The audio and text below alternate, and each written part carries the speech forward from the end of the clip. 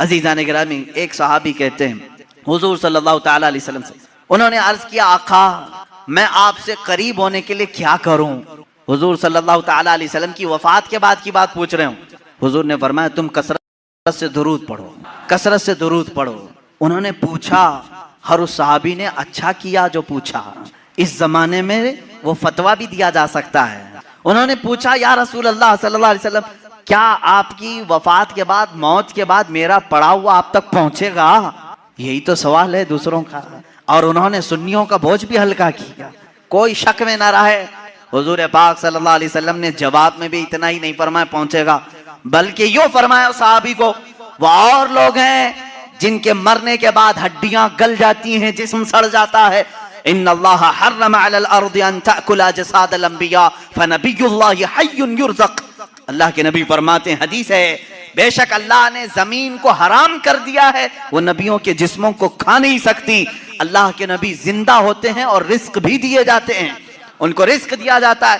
تم جو درود پڑھتے ہو صرف پہنچتا نہیں، میرے آقا فرماتے ہیں جس نے درود پڑھا میں اسے بھی جانتا ہوں، اس کے باپ کو بھی جانتا ہوں۔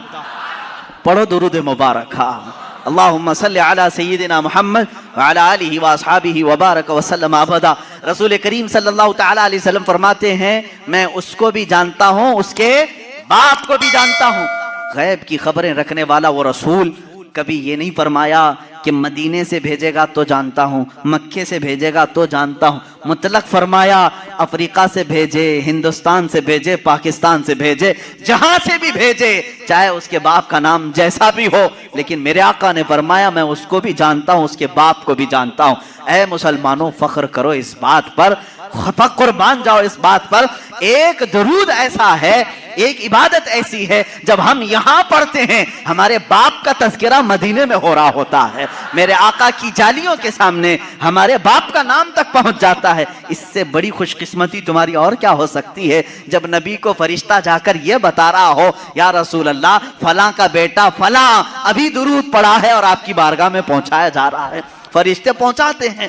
بعض وہ ہیں حضور فرماتے ہیں جن کے درود کو میں خود سنتا ہوں، بعض وہ ہیں جن کے درود کو میں خود سنتا ہوں، اور بعض وہ ہیں جن کے درود کو اللہ کے ملائکہ فرشتے مجھ تک پہنچایا کرتے ہیں۔ یہ کب تک پہنچاتے ہیں اس کی بھی کوئی لمٹ نہیں، جب تک قیامت نہ آ جائے رسول پاک ہر امتی کی خبر رکھتے ہیں۔ میرے عزیزو یہ عقیدہ کیوں ضروری ہے میں آپ کو بتاتا ہوں۔ ظالموں نے، انگریزوں نے، یہودیوں نے، ان کے اندر ایک جماعت ہے مستشرق جس کو اورینٹلائزم کہا جاتا ہے۔ یہ مستشرق ہیں، یہ اسلام کو پڑھتے ہیں، ہوتے یہودی ہیں، عیسائی ہیں، مشنری کے لوگ اسلام کو پڑھتے ہیں، قرآن پڑھتے ہیں، حدیث پڑھتے ہیں، عالم بھی بن جاتے ہیں، اور پھر ہماری یونیورسٹیز میں پڑھاتے بھی ہیں اور لوگوں کے درمیان اسلام کی باتیں کرتے ہیں، لیکن کچھ نہ کچھ اس میں سے اعتراض نکال کر کے مسلمانوں کے عقیدے میں کشمکش لانا چاہتے ہیں، وسوسے ڈالنا چاہتے ہیں۔ ایسے ہر زمانے میں رہے، آج بھی خود مصر میں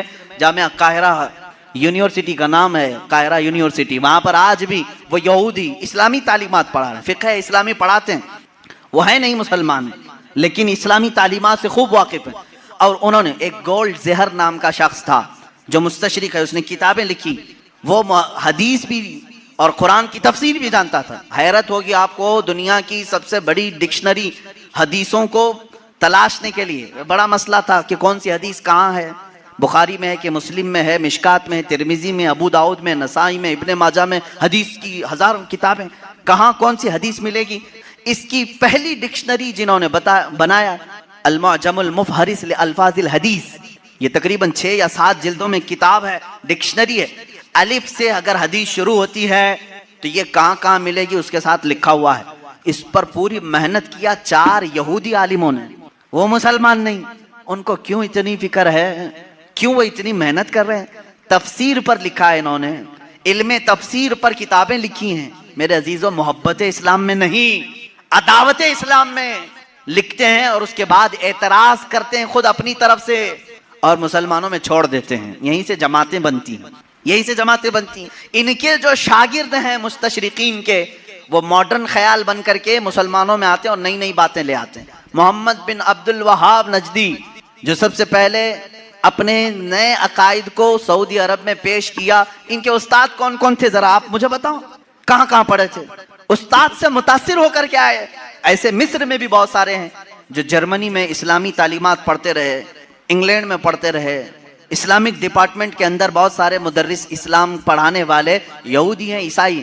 یہ بھی نہیں کہ چھپ کر کے، بلکہ وہ ظاہر بھی ہیں، وہ کہتے بھی ہیں ہم عیسائی ہیں، ہم یہودی ہیں، لیکن اسلام کو ہم پڑھے ہوئے ہیں ایز اے نالج، ایک دراسہ کے طور پر. لیکن ان کا کام صرف یہ ہوتا ہے کچھ نہ کچھ وسوسہ ڈالنا، کچھ نہ کچھ وسوسہ ڈالنا. ایسے ہزاروں وسوسے انہوں نے ڈالے، لیکن علماء ربانیین کی جماعت ہر زمانے میں رہی ہے جو دنداں شکن ان کا جواب بھی دیتی رہی. سب سے پہلے انکار کرنے والے حضور صلی اللہ تعالی علیہ وسلم کے حیات بعد وفات کے لیے یہ مستشرقین ہی تھے. انہوں نے شوشہ ڈال دیا تھا کہ نبی مر کر ختم ہو چکے ہیں، اب ان کا کوئی اثر باقی نہیں، انفلوئنس نہیں رہے گا. اس طرح کی باتیں انہوں نے لکھی، ان سے ایڈاپٹ کیا کچھ ہماری جماعت کے علماء، وہ بعد میں الگ ہو گئے. حضور صلی اللہ تعالی علیہ وسلم کے علم کے بارے میں سب سے پہلے یہی مستشرقین یہودیوں اور عیسائیوں نے سوالات چھوڑے. سب سے پہلے انہی کی طرف سے اعتراض آتا ہے کہ رسول پاک صلی اللہ تعالی علیہ وسلم کو کبھی غشی آ جاتی تھی اور اس عالم میں وہ کچھ نہ کچھ بول جاتے تھے، معاذ اللہ رب العالمین. اس طرح کی نازیبا تہمتیں انہوں نے حضور کی ذات پر لگائی اور کہا ان کو اتنا علم نہیں تھا فلاں فلاں چیزوں کا، وہ اچانک بول دیتے اور لگ جاتی کچھ چیزیں. ان سے اڈاپٹ کر کے کچھ علماء آئے. میرے عزیزو، کیوں جانتے ہیں یہ میرے آقا کے علم غیب پر کیوں اس طرح کی باتیں کرتے ہیں؟ صرف اس لیے کہ امت کے ذہن میں حضور کا مرتبہ کم کر دیا جائے. آج تمہیں ڈر کس بات کا لگتا ہے؟ نبی کی شان میں ایک جملہ بھی کہنے سے 1000 بار سوچتے ہو. اللہ کے نبی ہیں، ان کے بارے میں ہم مذاق میں بھی کوئی جملہ نہیں کہہ سکتے، ایمان چلا جائے گا. آج تک یہ ڈر ہے یا نہیں؟ آج تک یہ ڈر ہے. لیکن یہ چاہتے ہیں کہ ان کو بھی عام انسان کی طرح پیش کر دیں، ان کا بھی مذاق ہو سکتا ہے. تو جب امت مذاق کو سہنا پسند کر لے گی تو سمجھ لو کہ تمہارا رشتہ ختم ہو گیا، اب تمہارا اسلام ہی کھوکھلا ہو گیا. تم نبی کی ہر بات کو مذاق میں بھی لے سکتے ہو. ارے انہوں نے یوں ہی کہہ دیا ہوگا، کبھی بشریت میں یہ بھی بولتے تھے، کبھی وہ بھی بولتے تھے، ان کی باتیں ایسی تھی، معاذ اللہ رب العالمین. یہاں آ جاتی ہے بات سیدھے تمہارے اسلام کی جڑوں پر، اس لیے اس کو اتنا ہلکا مت سمجھنا. ہمارا عقیدہ یہی سوچ کے ہم نے محفل کو سجا رکھا ہے. رسول کریم صلی اللہ تعالی علیہ وسلم جب عطا کرنے پر آتے ہیں تو بے حساب عطا کرتے ہیں. غمگین امتیوں کی فریاد رسی کے لیے بھی آتے ہیں. جس امتی نے جب فریاد کیا میرے آقا وہاں تشریف لائے. آپ کو معلوم ہے اللہ کے نبی صلی اللہ تعالی علیہ وسلم کی ایک اور بات میں بتا دوں، مشہور زمانہ قصیدہ مولایا صلی وسلم دائما ابدا علی حبیبک خیر الخلق کلہم. تقریباً میرے آقا صلی اللہ تعالی علیہ وسلم کی وفات کے بھی 700 سال بعد آنے والے امام شرف الدین بوصیری، یہ وہ عظیم بزرگ ہیں، مداح رسول ہیں. تقریباً 170 اشعار میں انہوں نے قصیدہ لکھا ہے جس میں میرے آقا کے ہر عضو کی تعریف کی ہے. جس طرح آپ اگر ہندوستان کا کوئی بوصیری دیکھنا چاہتے ہیں، ہندوستان کا شرف الدین بوصیری دیکھنا چاہتے ہیں تو بریلی کے امام احمد رضا کو دیکھیں، جس نے اپنے نعتیہ کلام میں رسول پاک کے ہر عضو کو پیرو کر کے موتیوں کی طرح سجایا ہے، امام شرف الدین بوصیری. اور حد تو یہ ہے میرے عزیزو، وہابیوں کی، نجدیوں کی، سلفیوں کی حکومت آئی جنہوں نے عشق رسالت مآب صلی اللہ تعالی علیہ وسلم کے خلاف نہ جانے کتنی بکواس کی. لیکن مجھے اس وقت فخر ہوتا ہے جب مدینہ رسول جاتے ہیں اور دربار رسول کی جالیوں پر اندر جانے کا جو دروازہ ہے، اس دروازے کے تالے پر، چابی پر آج بھی امام بوصیری کا قصیدہ لکھا ہوا ہے، هو الحبیب الذی ترجا شفاعته لکل حول من الاحوال مقتحم. پہلے تو دیواروں پر لکھا ہوا تھا قصیدہ، انہوں نے مٹایا کیونکہ ان کے عقیدے کے اعتبار سے شرک تھا. 700 سال پہلے آنے والے امام بوصیری نے جب پکار کر کے یہ کہا تھا، یا کرم الخلق مالی من الوذ به سواک عند حلول الحادث العممی، اے مخلوق میں سب سے اکرم رسول، تکلیفوں میں میرے پاس تمہارے سوا ہے کون؟ مصیبتوں میں آپ کے علاوہ میرے پاس کون ہے جس کی بارگاہ میں فریاد کروں تو میری فریاد کو پہنچے گا؟ اے رسول تمہارے علاوہ کون ہے؟ وَلَن يَضِيقَ رَسُولَ اللَّهِ جَاهُكَ بِي اِذَا الْكَرِيمُ تَجَلَّى بِاسْمِ مُنْتَقِمِ. امام بوصیری نے یہ قصیدہ کب لکھا تھا؟ اس کی تاریخ میں ہے آپ جوان عالم دین عاشق رسول، لیکن اچانک لقوے نے حملہ کر دیا، فالج کا اثر آ گیا۔ جب فالج آ جائے تو معلوم ہے جسم بیکار ہو جاتا ہے، بستر پر رہے۔ لقوے کے اثر سے ایسا کہ دوستوں نے دوستی چھوڑ دی، لوگ تو دور ہوتے ہی ہیں، بیماروں کے علاوہ گھر والوں کے علاوہ کون رہے؟ یہ بیماری لمبی ہو گئی، ہاتھ پیر اٹھتے نہیں تھے، سوتے سوتے جسم کے اندر بھی طرح طرح کی تبدیلیاں آنے لگی۔ ایک زمانہ ہو گیا ایسے بیماروں کے جب آنسو نکلتے ہیں تو سیدھے مدینے پہنچ جاتے ہیں، جن کا دنیا میں کوئی طبیب بھی نہیں، جن کا دنیا میں کوئی غم کی داستان سننے والا نہیں، جن کی دنیا میں کوئی بولی سننے والا نہیں، ایسے غریب اگر سناتے ہیں تو صرف مصطفیٰ کو سناتے ہیں، اس لیے کہ عاشقوں نے یہی کہا، یا رسول اللہ نہ کوئی عمل ہے سنانے کے قابل، نہ منہ ہے تمہارے دکھانے کے قابل، لگاتے ہیں اس کو بھی سینے سے آقا جو ہوتا نہیں منہ لگانے کے قابل، میرے آقا اس کو بھی سینے سے لگاتے ہیں، اس غریب کی بپتا بھی سنتے ہیں۔ امام بوسیری نے لکھنا شروع کیا، امن تذکر جیران بدی سلمی مزجت دمعا جرا من مقلت بدمی ام حبت الرع من تلقاء کاظمت او اومض البرق فی الظلماء من اظمی۔ یہ قصیدہ لکھتے لکھتے لکھتے لکھتے آنسوؤں کی لڑیاں اتنی کہ بستر نم ہو گیا، آنکھیں لگ گئیں، بیداری کے عالم میں لکھ رہے تھے، آنکھیں لگ گئی، نیند آ گئی، اور اس وقت خواب میں میرے آقا تشریف لائے، کہا اے بوسیری کیا تو نے مجھے یاد کیا ہے؟ جب بھی امتی درد دل سے یاد کرے میرے آقا تشریف لاتے ہیں۔ امام شرف الدین بوسیری لکھ رہے تھے قصیدہ کہاں سے؟ الحمدللہ منشی الخلق من عدمی ثم الصلاة علی المختار فی القدمی، یہاں سے آپ نے قصیدہ لکھا، اور آپ فرماتے ہیں قصیدے کے شروع میں چاہتا تھا یہ لکھیں مولا یا صلی وسلم دائما ابدا، لیکن مجھ سے دوسرا شعر فٹ نہیں ہوتا تھا، دوسرا مصرع بن نہیں پا رہا تھا، پورے شعر لکھ دیا، پہلا ہی شعر مکمل نہیں ہوا، سو گیا۔ خواب میں میرے آقا نے فرمایا بوسیری جو ہماری شان میں لکھے ہو ذرا سناؤ، ذرا سناؤ۔ امام بوسیری سنانے لگے، ایک ہی شعر پر اٹکتے رہے، مولا صلی وسلم دائما ابدا، مولا صلی وسلم دائما ابدا۔ آگے کا آقا نہیں آ رہا ہے، میرے آقا نے فرمایا بوسیری اس آگے والا مصرع میری طرف سے رکھ لو، علی حبیبی کا خیر الخلق کلہم، دنیا کا یہ قصیدہ ہے امام شرف الدین بوسیری کا، جس کا پہلا شعر ان کی طرف سے ہے، دوسرا شعر مصطفیٰ جان رحمت کی طرف سے ہے۔ قصیدہ سنایا تو سنایا، میرے آقا صلی اللہ تعالی علیہ وسلم نے انعام کے طور پر اپنی پہنی ہوئی چادر انہیں دے دیا، کہا بوسیری یہ میری طرف سے انعام ہے، اور ان کے جسم پر اپنا ہاتھ پھیرا، کہا اللہ تجھے شفا عطا کرے۔ امام بوسیری کہتے ہیں خواب تو بڑا اچھا تھا، خواب میں کون کیا نہیں دیکھتا ہے۔ صبح ہوئی، لیکن میرے عزیزو جس نے رسول کو دیکھا اس نے حقیقت میں دیکھا۔ اللہ کے نبی فرماتے ہیں فَإِنَّهُ لَا يَتَمَثَّلُ بِيَ الشَّيْطَانِ، اس لیے کہ شیطان میری صورت میں آ ہی نہیں سکتا۔ جس نے رسول کو دیکھا اس نے حقیقت میں دیکھا۔ امام بوسیری فرماتے ہیں صبح اٹھا تو بھینی بھینی خوشبوئیں گھر میں تھی، مہکی مہکی ہوائیں تھی، میں نے سوچا خواب تو خواب ہوتا ہے، لیکن جب میں نے گود میں دیکھا تو رات میں عطا کی ہوئی چادر بھی موجود تھی، وہ چادر بھی موجود تھی، اور اس کے بعد اٹھنے کی کوشش کیا تو میں دیکھ رہا ہوں ہاتھ بھی سلامت، پیر بھی سلامت، جسم بھی سلامت، نہ کوئی لقوا ہے نہ کوئی فالج ہے، یہ رسول پاک کا دربار ہے جس کو امام عشق و محبت اعلی حضرت نے فرمایا میرے کریم سے اگر قطرہ کسی نے مانگا، میرے کریم سے اگر قطرہ کسی نے مانگا، دریا بہا دیے ہیں، دریا بہا دیے ہیں، کون دیتا ہے دینے کو منہ چاہیے، دینے والا ہے سچا۔ میرے عزیزو کسی کی جے وجے کیوں پکاریں، کیا غرض ہم کو، ہمیں کافی ہے سید اپنا نعرہ، مانگیں گے مانگے جائیں گے، منہ مانگی پائیں گے، سرکار میں نہ لا ہے نہ حاجت اگر کی ہے، واہ کیا جود و کرم ہے شہ بتہا تیرا، نہیں سنتا ہی نہیں مانگنے والا تیرا۔ ہمارے پاس جب اتنے سارے اشعار ہیں تو دوسروں کے ہاں در در کی ٹھوکریں کیوں کھائیں، ہم ادھر ادھر کی ٹھوکریں کیوں کھائیں، پھر کے گلی گلی تباہ ٹھوکریں سب کی کھائی کیوں، دل کو جو عقل دے خدا۔ تقریباً اعلیٰ حضرت یاد کیے جائیں گے، صبح قیامت تک سنیوں میں اعلیٰ حضرت کو یاد کیا جائے گا۔ بریلی کے امام نے ہی ہمیں رستہ مدینے کا دکھایا ہے، ہر مصیبت میں مانگو رسول پاک سے، ہر بے کسی کے عالم میں پکارو اسی رسول کو۔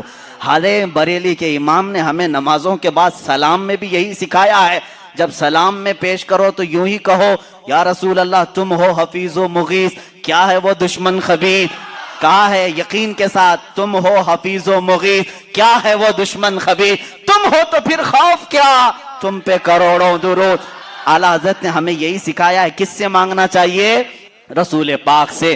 یہاں مانگنا شرک نہیں، جو رسول پاک کے پاس مانگا وہ اللہ سمجھ کر کے نہیں مانگ رہا ہے، بلکہ اللہ والا سمجھ کر مانگ رہا ہے، اللہ کا عطا کرنے والا رسول سمجھ کر کے مانگ رہا ہے۔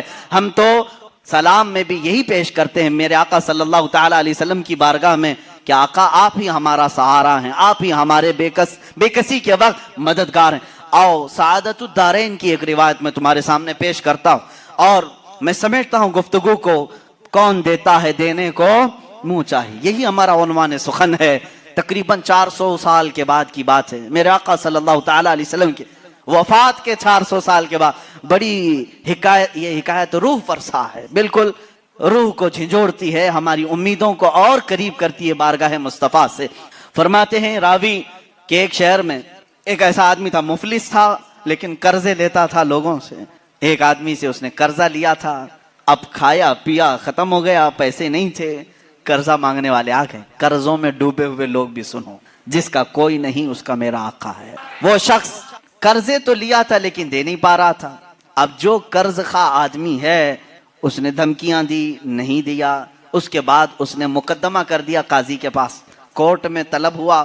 کورٹ میں جانے کے بعد قاضی صاحب نے پوچھا کہ اس کا تیرے اوپر قرضہ ہے؟ کہا ہاں ہے۔ کب ادا کرے گا؟ کہا دیکھ رہا ہوں۔ کہاں سے ادا کرے گا؟ ہے ہی نہیں کچھ بھی۔ قاضی نے کہا کل تک کی تجھے مہلت دیتا ہوں، اگر تو نہیں ادا کیا تو تجھے جیل میں ڈال دوں گا، جا کہیں سے بھی لے کر کے آ اور اس کا قرضہ ادا کر۔ اس نے بہت ریکویسٹ کیا مجھے اور لمبا ٹائم دے، میرے چھوٹے بچے ہیں، بیوی ہیں، کون دیکھے گا؟ قاضی نے ایک نہیں سنی، دربار سے نکال دیا گیا۔ ایک دن کا ٹائم، ایسا شخص کہاں جائے؟ راستے میں روتے ہوئے جا رہا تھا، ایک بزرگ سے ملاقات ہوئی۔ اس بزرگ نے پوچھا کیوں رو رہے ہو؟ کہا ایسا ایسا معاملہ ہے۔ کہاں سے لاؤں؟ اس بزرگ نے کہا ایک کام کر، گھر میں جا، جب رات ہو جائے اکیلا بیٹھ، تاجدار مدینہ پر درود بھیج۔ رسول پاک صلی اللہ علیہ وسلم کو اپنے غم کی داستان سنا، کچھ نہ کچھ تو حل وہاں سے مل ہی جائے گا۔ لیکن یقین کے ساتھ وہ گیا، ڈوبتے کو تنکے کا سہارا۔ وہ گھر آیا، شام کو اپنی بیوی بچوں کو جب اس نے سنایا تو سب غمگین تھے۔ ایک دن کے بعد اگر باپ ان کا جیل میں چلا جائے، اس کا شوہر جیل میں چلا جائے تو ان کا گھر کیسے چلے؟ رات کے وقت تنہائی میں بیٹھ کر کے وہ رونے لگا، بہت رویا۔ صبح کا وقت قریب آ رہا تھا، خواب میں اسے رسول کریم صلی اللہ علیہ وسلم کی زیارت ہوئی۔ کہاں کہاں میرے آقا کو ڈھونڈو گے؟ میرے آقا نے سچ فرمایا ابغونی فی ضعفائکم، تمہارے غریبوں میں، کمزوروں میں مجھے تلاش کرو۔ رسول پاک نے خود فرمایا تمہارے غریبوں میں مل جاؤں گا۔ اللہ کے حبیب صلی اللہ علیہ وسلم نے اس سے کہا کیوں روتا ہے، کیوں غم کرتا ہے؟ اس نے کہا قاضی نے مجھے دھمکی دی ہے، کل تک اگر نہیں ادا کروں گا جیل میں ڈال دیا جائے گا، مجھے ابھی قرضے کے لیے اتنے مال کی ضرورت ہے۔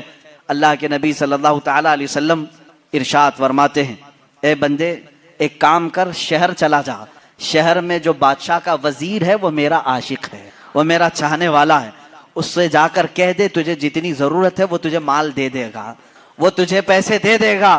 اب یہ غریب آدمی ہے، وزیر کا دربار بڑا دربار، اس نے خواب میں یہ پوچھ بھی لیا آقا اگر وہ مجھ سے سوال کرے تجھے رسول پاک نے بھیجا ہے تو میں کیا دلیل میں بات کروں گا، دلیل میں کیا چیز پیش کروں گا؟ حضور پاک نے یہ تک بھی بتا دیا، فرمایا اس کا ایک راز ہے جو میرے علاوہ کوئی نہیں جانتا، میں تجھے بتاتا ہوں، اس سے جا کر کے کہہ دینا، اگر وہ تجھ سے سوال کرے کہ تیرے پاس کیا دلیل ہے تجھے رسول نے بھیجا تو اتنا ہی کہنا کہ اے وزیر روزانہ تم سونے سے پہلے، صبح سورج کے نکلنے سے پہلے 1000 بار اپنے نبی پر درود بھیجتے ہو، اور کل کی رات بھول گئے درود نہیں بھیجے، کل کی رات تم نے درود نہیں بھیجا، یہ کہہ دینا اسے۔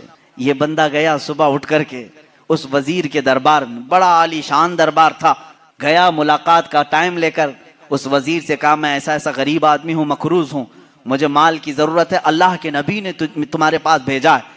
وہ غصے میں آیا، کہا فقیروں کی اب یہ عادت ہو گئی کہ مانگنے کے لیے اللہ کے نبی کا نام لینے لگے کہ رسول نے بھیجا۔ اس نے کہا نا میں جھوٹ نہیں کہہ رہا ہوں, مجھے رسول پاک نے یہ بھی بتایا ہے کہ تم روزانہ 1000 بار حضور پر درود بھیجتے ہو. وہ اپنی کرسی سے اچھل آیا اور اس نے کہا یہ بات تو میری بیوی کو تک خبر نہیں ہے, کسی کو نہیں معلوم. کہا کیا کہا رسول پاک نے؟ کہا کہ کل تم بھول گئے تھے, درود نہیں بھیجے. اس نے کہا حقیقت میں میرے آقا نے سچ فرمایا, کوئی زندگی کی ایک رات آج تک میری قضا نہیں ہوئی, کل میری زندگی میں ایسا دن آیا کہ میں درود نہیں پڑھ سکا. بہت رویا, اپنے خزانے کے پاس لے جا کر اسے کھڑا کر دیا. اے غریب آدمی, تجھے جتنے مال کی ضرورت ہے لے جا, بس میرا دل آج سے مطمئن ہوا کہ میرا درود رسول تک پہنچ رہا ہے, میرے آقا کی نظر میں ہے. میں میرے آقا کو منا لوں گا, میں میرے آقا سے صلح کر لوں گا, لیکن تو میرے لیے خوشخبری کا قاصد بن کر آیا ہے, تو میرے لیے خوشی کا پیغام لے کر آیا ہے, تجھے جو چاہے لے جا. اس غریب نے کہا نا, مجھے جتنی ضرورت ہے اتنا لیتا ہوں. اتنا ہی مال لیا, دوڑا دوڑا خوشی سے آیا. کہاں آیا؟ عدالت میں. قاضی بھی تھے, قاضی سے کہا قاضی صاحب قرض خواہ کو بلاؤ. آج سینہ چوڑا تھا, مال موجود تھا, جس کا حساب ادا کروں گا. قاضی کے پاس وہ قرض خواہ آئے, لیکن محفل جمی تھی. اسی وقت قاضی نے کہا بیٹھ جا, تھوڑا ٹھنڈا ہو جا, سکون لے لے. تھوڑی دیر کے بعد قاضی نے بالکل ہی یہاں الگ ہی معاملہ کر دیا. قاضی نے کہا یہ غریب جس کا قرضہ دینا ہے وہ سب کھڑے ہو جائیں, بتائیں کتنا کتنا قرضہ ہے. سبوں نے کہا اتنا اتنا ہے. قاضی نے کہا یہ نہیں, میں اپنی جیب سے ادا کروں گا, میں ادا کروں گا اس کا قرضہ. یہ غریب کھڑا ہوتا ہے, کہتا ہے ہاں کل تو جیل کی دھمکی, کل تو آپ بند کرنے کی دھمکی دے رہے تھے, آج میری طرف سے قرضہ ادا کرنے کی بات. قاضی کہتے ہیں کل تک میں تجھے نہیں پہچانتا تھا, کل جب رات گیا مصطفیٰ کریم کی زیارت ہوئی, میرے آقا نے تیری طرف اشارہ کر کے مجھے بتایا کہ اے قاضی تیرے پاس دنیا کی بہت دولت ہے, اس ایک غریب کا قرضہ تو اپنی جیب سے ادا کر, میں کل تجھے جنت کے محلات بدلے میں ادا کروں گا. اے غریب نا تو مال نہیں دے گا, میں ہلکے میں سودا نہیں کروں گا, مجھے رسول نے بشارت دی ہے, میں تیرا مال اپنی جیب سے ادا کروں گا. جب یہ قاضی کی باتیں سننے لگے سارے قرض خواہ کھڑے ہوئے. کہا جب یہ آدمی اتنا افضل ہے کہ بارگاہ رسول میں مقبول ہے, ہم گواہی دیتے ہیں کہ ہم نے سب قرضہ معاف کر دیا, اب بھی اگر اسے چاہے تو ہم سے لے سکتا ہے. کون دیتا ہے دینے کو منہ چاہیے, کون دیتا ہے دینے کو منہ چاہیے, دینے والا ہے سچا.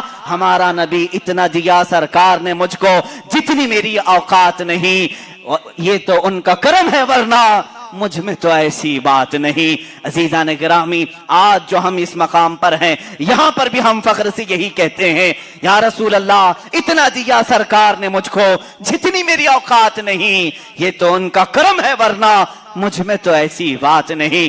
آپ خود دیکھو اللہ کے نبی نے تمہیں, ان کے صدقے میں اللہ نے تمہیں کیا کیا نہیں دیا ہے. یہ رسول کی سخاوت نہیں ہے تو اور کیا ہے. آج بھی مانگنے کا سلسلہ باقی رکھو, لیکن اس کے در سے نہیں, دربار رسالت سے مانگیں گے. کیوں؟ ان کے ہم غلام ہیں, انہی سے مانگیں گے. غلام اپنے آقا سے مانگتا ہے تو اچھا لگتا ہے. اب ایک اور روایت میں عرض کرتا ہوں, حضرت علا ابن مبارک, بعض روایت میں جلا ابن مبارک رحمہ اللہ تابعی ہیں, یہ فرماتے ہیں مدینے میں پہنچا تھا, حضور پاک صلی اللہ تعالی علیہ وسلم کے مدینے پہنچا, بھوکا تھا, کچھ بھی کھانے کے لیے نہیں تھا, پیسے بھی ختم ہو گئے تھے. مسجد نبوی میں گیا, دوپہر کا وقت تھا, وہ بھوک کی وجہ سے شدت سے تکلیف ہو رہی تھی, سو گیا یہ کہہ کر کے یا رسول اللہ تمہارا مہمان ہوں, آپ ہی کھلائیں.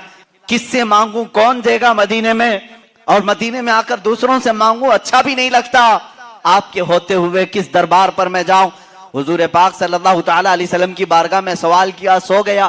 میرے عزیزو کتنی مثالیں میں تمہارے سامنے رکھوں, یہ فقہائے امت محدثین اور بزرگوں کی بات میں کر رہا ہوں, عام بندوں کی نہیں.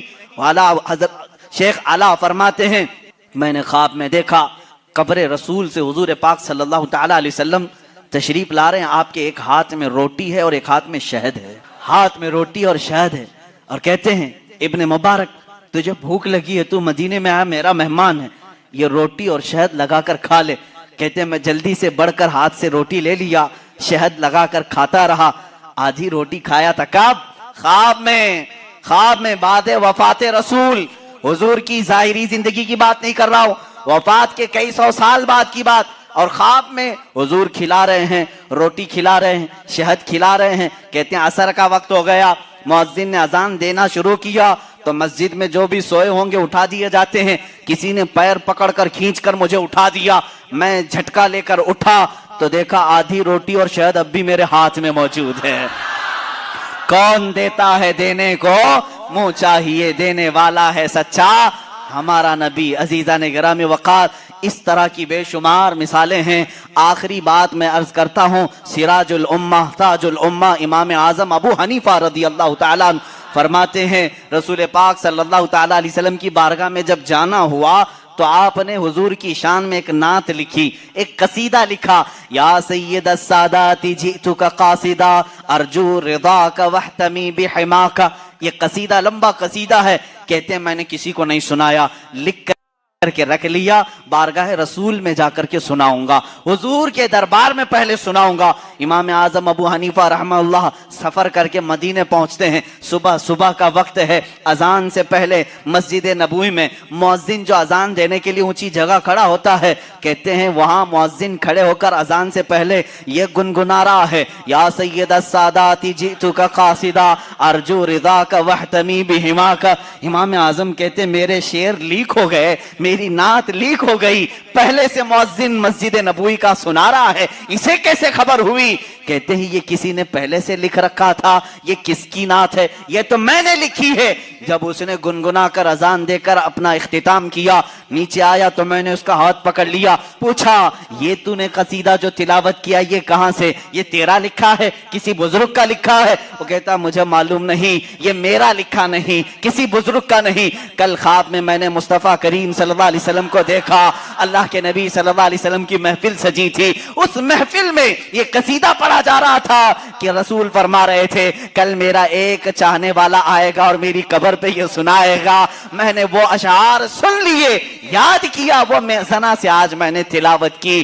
میرے آقا صلی اللہ علیہ وسلم اپنے غلاموں کو کتنا نوازتے ہیں، جو جائے اسے اس کے اعتبار سے نوازتے ہیں، جو جس حیثیت سے جائے حضور نے اس کو اس حیثیت سے نوازا ہے. لیکن ایک شان یہ ہے میرے آقا کی، ایک شان ہے، میں اور آپ کسی کو دے دیں تو کیا کہیں گے؟ جا اللہ تیرا بھلا کرے. ہاں، بلکہ ہم یہ نہیں کہتے، دینے کے بعد یہ کہتے ہیں میاں دعا کر دینا ہمارے لیے. یہ ہے نا، فقیر کو دینے کے بعد آپ کیا کہیں گے؟ فقیر اگر تعریف کرنے لگے کتنے سخی آدمی ہیں آپ، میری مصیبتوں کے وقت کام آ گئے، آپ اتنا کہیں گے بس ٹھیک ہے آپ دعا کر دینا میرے لیے. ہماری عادت یہی ہے، دعا کر دینا میرے لیے، اللہ میری مغفرت کر دے، اللہ میری نجات کرے، یہی سب تو کہیں گے. لیکن رسول کی شان یہ ہے، آتا ہے فقیروں پہ انہیں پیار کچھ ایسا، خود بھیگ دیں اور خود کہیں منگتے کا بھلا ہو. حضور جب دیتے تھے یہ نہیں کہتے میرے لیے دعا کر، بلکہ خود اس کے لیے دعا بھی کرتے تھے، جا تجھے اللہ اور نوازے اور نوازے. سرکار دو عالم صلی اللہ تعالی علیہ وسلم کی بارگاہ میں شاعر اسلام نے سچ کہا ہے، منگتا تو ہے منگتا کوئی شاہوں میں دکھا دو، جس کو میرے سرکار سے ٹکڑا نہ ملا ہو. آتا ہے فقیروں پہ انہیں پیار کچھ ایسا، خود بھیک دیں اور خود کہیں منگتے کا بھلا ہو. عزیزان گرامی وقات، آج کی اس دردناک کیفیت میں میں ہمارا ماوا و ملجا، ہمارا مسکن اور ہمارا فریاد رس تمہیں بتانا چاہتا ہوں. تم درد کی ٹھوکریں آج کھا رہے ہو، مجبور ہو، ذلیل ہو گئے ہو، خار ہو، اس کی وجہ ہے کہ رسول پاک کے دربار میں لو لگانا چھوڑ دیا. وہ صحابہ تھے پیر میں سوجن آ جائے تب بھی کہتے تھے واہ محمد ہاں، یا محمد ہاں، اے محمد صلی اللہ علیہ وسلم مدد کے لیے آ جائیں. ان کے پیر میں شفا یابی مل جاتی، پیر صحیح ہو جاتا. اے امت مصطفیٰ کے غیور نوجوانوں، آج میں تم سے یہ کہنا چاہوں گا، دنیا تمہیں خریدنے کی کوشش کر رہی ہے، چند سکوں میں، چند پیسوں میں، کوئی اتنا دے کر اپنا بنا لے، کوئی کچھ دے کر اپنا بنا لے. لیکن تمہاری شان یہ ہونی چاہیے، مجھے جہاں سرکار سے ملتا ہے اتنا کوئی دوسرا دے ہی نہیں سکتا، اور میں بازار مصطفیٰ کا غلام ہوں. میرے آقا نے مجھے جو خرید کر کے انمول کیا ہے، میری کوئی دنیا میں قیمت نہیں لگا سکتا. اب تمہارے پاس ایک ہی راستہ ہے، ایک ہی ذریعہ ہے. بہت ساری عورتیں سوال کرتی ہیں، بہت سارے مرد سوال کرتے ہیں، بچے ہیں، کسی کو کینسر ہے، کسی کو خطرناک بیماری ہے، کوئی قرضوں میں ڈوبا ہوا ہے، کوئی اولاد کے معاملے کو لے کر پریشان ہے، کوئی جائیداد میں، کوئی مقدموں میں، کوئی جیل میں. دنیا کی ہر پریشانی کا علاج یہ ہے بارگاہ مصطفیٰ کی طرف لو لگاؤ، میرے آقا سے سفارش کرو، التجا کرو، ایک بار وہ لب ہلا دیں، میرا رب رحیم و کریم ہے، اپنے نبی کی لاج رکھے گا،